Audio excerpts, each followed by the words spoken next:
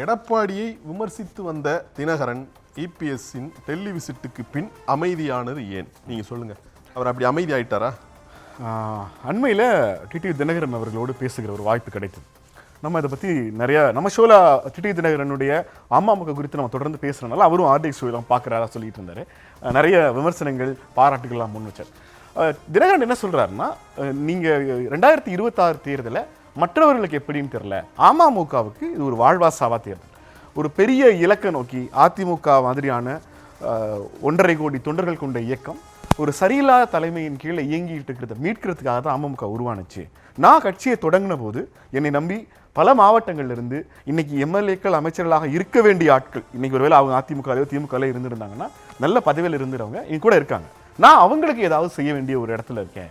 குறைஞ்சபட்சமாக ஒரு இரட்டை இலக்கத்தில் சட்டமன்ற தேர்தலில் போட்டிட்டாதான் என்னை நம்பி வந்திருக்கு. அவர் என்ன சொல்றாருன்னா, அமமுகவில் குறைஞ்சபட்சமாகவே ஒரு 50-60 பேர் எம்எல்ஏ கேண்டிடேச்சர் ஆட்களாகவே இருக்காங்க. ஸோ அவங்க இவ்வளோ நாள் ட்ராவல் பண்ணியிருக்காங்க, அவங்க அமமுகவே சட்டமன்றத்துக்குள்ளே போகணும், அப்படி ஒரு கனவு இருக்குது. நான் என்னுடைய கட்சி பொதுக்கூட்டத்தில் உங்கள் எல்லோருக்கும் ஒரு அரசியல் எதிர்காலம் இருக்குன்னு உறுதி கொடுத்துருக்கேன், நான் அதையும் பார்க்க வேண்டியிருக்கு. அப்புறம் என்டிஏ ஆப்ஷன் குறித்து நம்ம ஒரு கமெண்ட் அடிச்சிருந்தோம். இந்த கமெண்ட்டை சொன்னேன், நீ ஒரு லெஃப்ட்டில் இண்டிகேட்டர் போட்டு ரைட்டில் கையை போட்டு நேராக என்டிஏக்கு போயிடுவார் அப்படின்னு.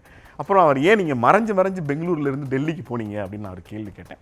அவர் சொன்னார், நீங்கள் குறிப்பிட்ட அன்னைக்கு நான் அமித்ஷாவை பார்க்கல, ஆனால் அதற்கு முந்தைய 2-3 நாட்களில் நான் பார்த்துருந்தேன். என்ன பொதுவாக இந்த சந்திப்பு ஒன்றும் மறைமுகமான சந்திப்பு கிடையாது, சந்திக்கக்கூடாத சந்திப்பெல்லாம் இல்லை. நாங்கள் என்டிஏல இருந்திருக்கோம். 2024 தேசிய ஜனநாயக கூட்டணியோட ஒரு ஒருங்கிணைந்த பார்ட்னராக நம்ம இருந்திருக்கோம். அவங்க இந்த எலெக்ஷனில் நம்ம கூட வரணும்னு கேட்டாங்க. நமக்கு சில தயக்கங்கள் இருக்குது. எடப்பாடி பழனிசாமி தலைமையிலான ஒரு கூட்டணிக்கு அமமுக போவதில் எங்களுக்கு இன்னமும் தயக்கம் இருக்கிறது. எங்களுக்கு சில கோரிக்கைகள் இருக்குது. அந்த கோரிக்கைகளை நான் அமித்ஷா கிட்ட முன் வச்சுருந்தேன். சட்டமன்ற தொகுதி எண்ணிக்கை, வேறு சில விஷயங்கள்லாம் அவங்க இதை நாங்கள் ரெக்டிஃபை பண்ணி தரோம் அப்படின்னு சொல்லியிருக்காங்க. அவங்க சொல்லியிருக்கிற போது நம்ம வரைக்கும் வெயிட் பண்ணலாம். அவங்கள்ட்ட சொல்கிறதுல ஒன்றும் சிக்கல் இல்லை. நாங்கள் தாவேக்காவோடு பேசி கொண்டிருக்கிறோம், திமுக தரப்பும் எங்களோடு பேசி கொண்டிருக்கிறது, என்டிஏவும் எங்களை கூப்பிடுறாங்க. அமமுகவுக்கான டிமாண்ட் 2026 தேர்தலில் இருக்கு. இதை எவ்வளவு தூரம் பாசிபிளி மெட்டீரியலைஸ் பண்ண முடியும் அப்படிங்கிறத நான் தொடர்ந்து ஒர்க் பண்ணிட்டு இருக்கேன். கண்டிப்பாக கூட்டணி வச்சா உங்கள்கிட்ட சொல்லிடுவேன், உங்கள்கிட்ட சொல்லாமல் ரகசியமான கூட்டணி வைக்க முடியாது நெல்சன் அப்படின்னாரு.